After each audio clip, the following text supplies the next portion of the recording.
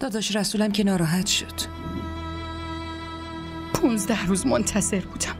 خسته شدم. نیاز خودم رو در نظر نگرفتم تا برای بچم پول جور کنم. میتونستم مثل زنهای دیگه به خودم اهمیت بدم و بگم درس بچه ها برن به جهنم.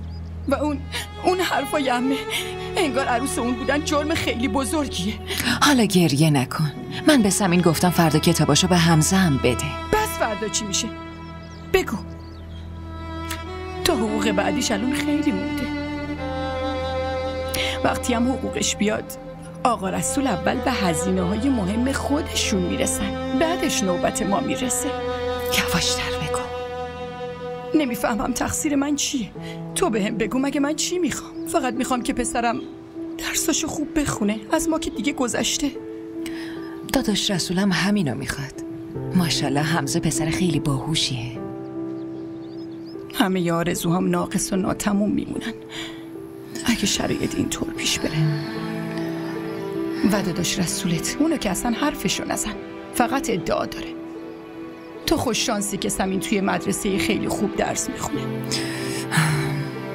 ولی خب به چه قیمتی آبجی؟